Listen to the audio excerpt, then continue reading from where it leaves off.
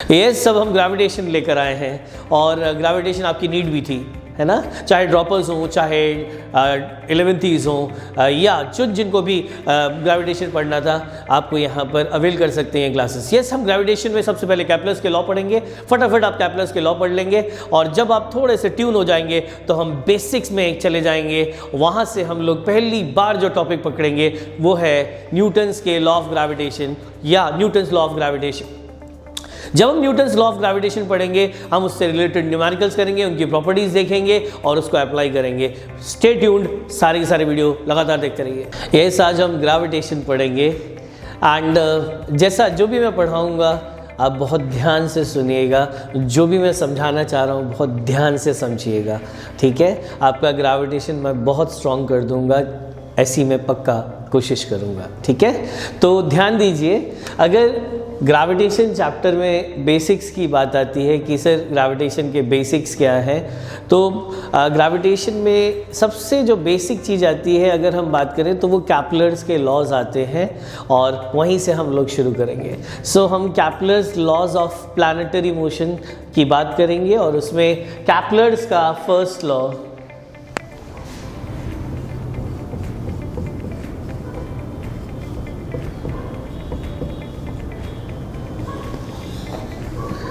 और ये कैप्लर्स का फर्स्ट लॉ, इसका एक और नाम है, दैट इज, इसे हम कहते हैं लॉ ऑफ ऑर्बिट्स। क्या कहते हैं? Law of orbits. साथ साथ याद कर लीजिए, लॉ ऑफ ऑर्बिट्स। और ये लॉ ऑफ ऑर्बिट क्या कहता है? ये कहता है कि सारे प्लैनेट्स सन के चारों ओर एलिप्टिकल ऑर्बिट में घूमते हैं। सारे प्लैनेट्स, चाहे अर्थ हो, प्लूटो हो, मार्स हो, जुपिटर हो, ये सारे प्लैनेट्स सन के चारों ओर एलिप्टिकल ऑर्बिट में घूमते हैं। ये एलिप्स है, कॉनिक सेक्शन का एक शेप है, एलिप्स कहते हैं इसे। और इस पर्टिकुलर शेप में ये ऑर्बिट करते हैं सारे प्लैनेट्स, जहाँ इस एलिप्स में, जो कि ये मेजर एक्सिस कहलाती है और ये माइनर एक्सिस कहलाती है। ये जो मेजर एक्सिस है ये जनरली हम लोग 2a से रिप्रेजेंट करते हैं, जिसमें a उसका सेमी मेजर एक्सिस हो गई, ये a होता है, ये उसका a होता है, टोटल 2a होता है। ये मेजर एक्सिस की लंबाई हो गई। और वहीं माइनर एक्सिस की अगर लंबाई देखें तो वो 2b होती है, यहाँ से लेकर यहाँ तक b और यहाँ से लेकर यहाँ तक b, टोटल 2b, ये माइनर एक्सिस है। इस पर्टिकुलर एलिप्स नाम के शेप में दो फोकस होते हैं, एक फोकस इधर होता है, एक फोकस इधर होता है। हमारा सन एक फोकस पर लाई करेगा इन दो फोकस में से, और प्लूरल में फोकस को फोकाई कहते हैं, फोसीआई मतलब दो फोकस, और दो फोकाई मतलब फोकाई में से किसी एक फोकस पे हमारा सन लाई करेगा। तो ये हमारा कंप्लीट हुआ कैप्लर्स फर्स्ट लॉ या लॉ ऑफ ऑर्बिट्स। और वो क्या कहता है? सारे प्लैनेट्स सन के चारों ओर एलिप्टिकल ऑर्बिट में घूमते हैं, जहां सन हमेशा उस एलिप्स के दो फोकाई में से किसी एक फोकस पर लाई करता है। आई थिंक ये क्लियर हो गया होगा। यस, अगर हमें बात करनी हो तो थोड़े से और टर्म्स याद कर लें। जब प्लैनेट सन से सबसे दूर होगा तो यहाँ पर होगा, इसे एफिलियन पोजीशन कहते हैं, इसे एफिलियन पोजीशन कहते हैं, एफिलियन पोजीशन। और जब हमारा प्लैनेट सन के सबसे पास में होगा, जब वो यहाँ आ जाएगा, उसे पेरीहीलियन पोजीशन कहते हैं। सो पेरीहीलियन पोजीशन कहते हैं, ये हमें पता लगा, एफिलियन और पेरीहीलियन पोजीशन। इसका मतलब अलग अलग समय पे प्लैनेट्स सन से अलग अलग दूरी पे हैं, ये भी हमें पता लगा। यस, यहाँ सबसे दूर, अब थोड़ा पास में आया सन के, अब और पास आया, यहाँ सबसे पास में आया, और इस तरह से ये घूमता जा रहा है। Is it okay? अब जैसे ये भी पता लगा, तो यहाँ पर कैप्लर्स का फर्स्ट लॉ कहता है कि सारे प्लैनेट्स सन के चारों ओर एलिप्टिकल ऑर्बिट में घूमते हैं, जहाँ सन उसके दो फोकस में से, एलिप्स के दो फोकस में से किसी एक फोकस पे लाई करता है। यस, ये लॉ किस पे बेस्ड है? ये लॉ बेस्ड है इनवर्स स्क्वायर लॉ पर। इनवर्स स्क्वायर लॉ पे बेस्ड है ये। जो ग्रेविटेशनल फोर्स होती है आपने 9th में पढ़ रखा है, ग्रेविटेशनल फोर्स दो मासेस के बीच में capital G m1 m2 by r square. तो ये फोर्स किस पे डिपेंड कर रही है? इनवर्स स्क्वायर लॉ, जो सेपरेशन है उसके स्क्वायर के इनवर्स पे, इसी को इनवर्स स्क्वायर लॉ कहते हैं।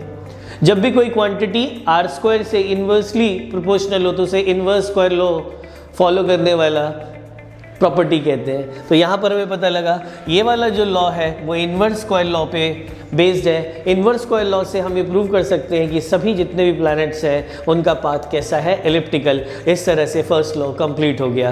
तो 11th के पर्सपेक्टिव में मैंने बिल्कुल बेसिक से बताना शुरू कर दिया कि एक्चुअली ये सब क्या है। जो भी ड्रॉपर्स हैं इसे 1.5 में या और ज़्यादा स्पीड में सुन सकते हैं, क्योंकि उन लोगों को ये चीज़ें जल्दी जल्दी सुनकर उनका टाइम बचेगा, राइट। सो अब यहाँ से कैप्लर्स फर्स्ट लॉ अगर हमारा कंप्लीट हो जाता, प्लीज़ मिटा दीजिए। यस, कैप्लर्स के सेकेंड लॉ के बारे में समझते हैं।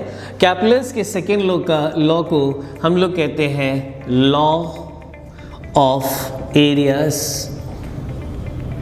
तो इसे लॉ ऑफ एरियाज भी कहा जाता है। एक्चुअली एक बार फिर से अगर मैं अपने प्लैनेट को बना लूँ और ये एलिप्स बना लूँ जिसमें वो घूमेगा, और सन को अगर मैं उसमें किसी एक फोकस पे रख दूँ, ये रहा सन,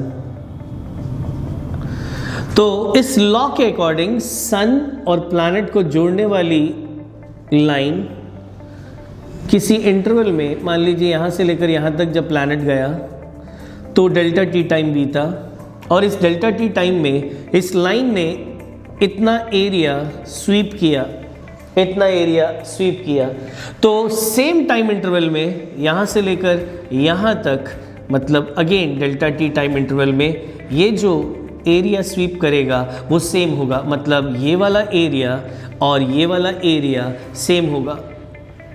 इसका मतलब अगर टाइम इंटरवल सेम है तो एरिया सेम होंगे। Area 1 will be equal to area 2। So the line joining क्या? Sun and the planet sweeps equal areas in equal intervals of time. Is it fine?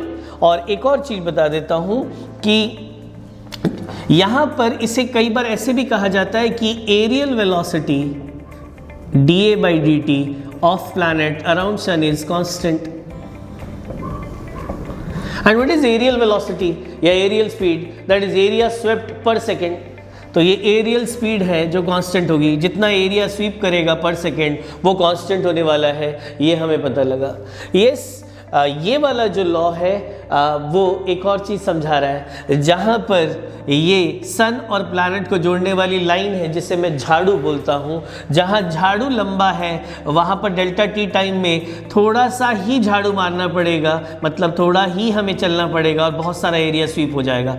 लेकिन जहाँ पर झाड़ू छोटा है, सन और प्लैनेट को जोड़ने वाली लाइन जिसे मैं झाड़ू बोल रहा हूँ बहुत छोटा है, वहाँ डेल्टा टी टाइम में उसे बहुत तेज़ी से बहुत दूर तक जाना पड़ेगा, तब जाके इस एरिया के बराबर एरिया स्वीप होगा। और अगर एरिया बराबर करनी है, अगर एरिया बराबर करने हैं तो आपको पता लग गया, जहां प्लैनेट सन से दूर है वहां उसे धीमा चलना चाहिए, और जहां प्लैनेट सन से नज़दीक है उसे तेज चलना चाहिए, जिससे एरिया सेम रहे।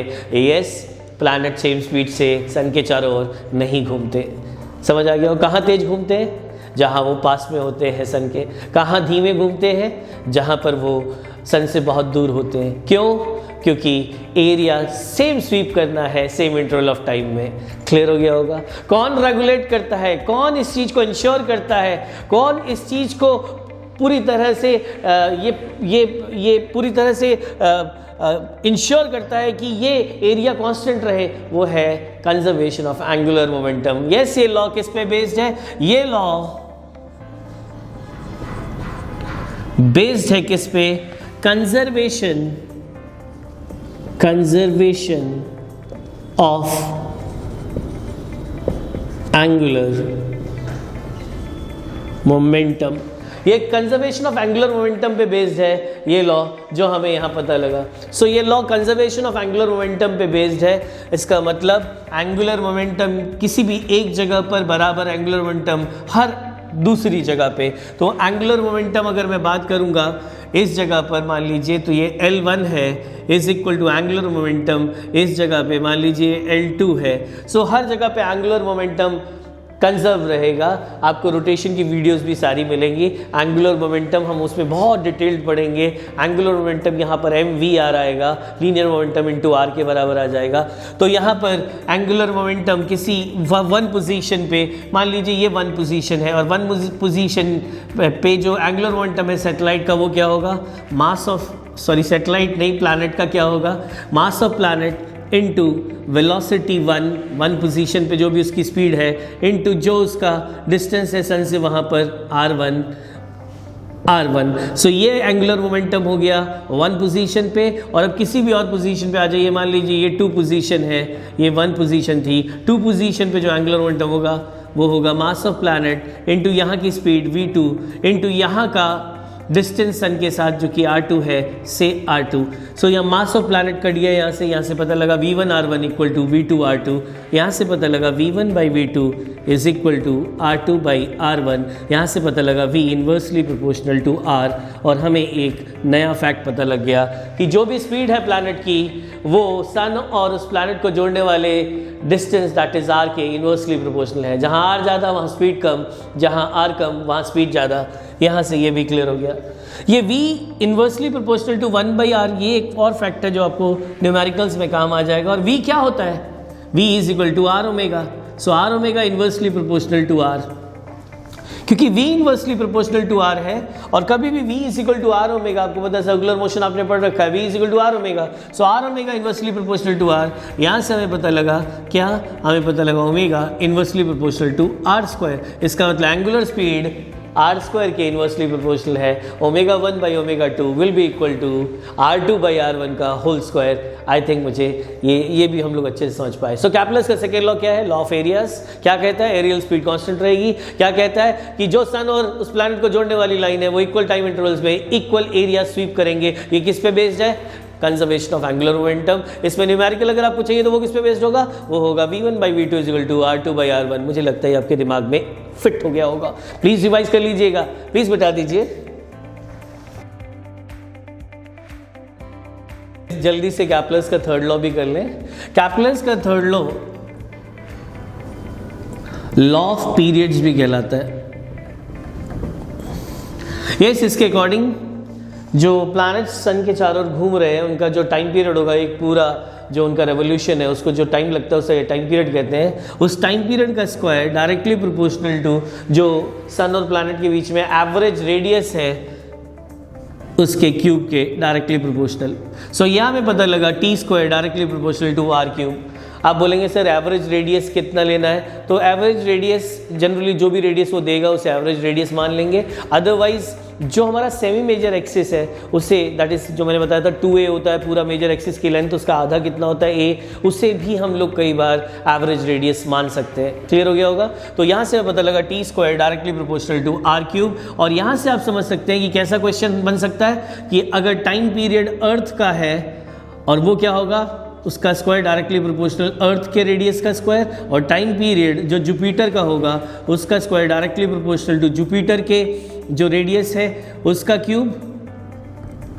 तो यहाँ से इक्वेशन 1 और इक्वेशन 2 से आपको पता है, इन्हें डिवाइड करूंगा तो क्या आ जाएगा, टाइम पीरियड अर्थ का बाई टाइम पीरियड जुपिटर के होल स्क्वायर का इज इक्वल टू रेडियस अर्थ का बाई रेडियस जुपिटर के होल की पावर 3 दैट इज क्यूब के। और इससे न्यूमेरिकल हो सकता है, कोई 3 चीज़ें दी जाएंगी, चौथा आप निकाल सकते हैं यहाँ से। मुझे लगता है ये भी समझ में आ गया होगा। इस तरह से कैपलस के तीनों लॉ हो गए। प्लीज़ रिवाइज कर लीजिएगा।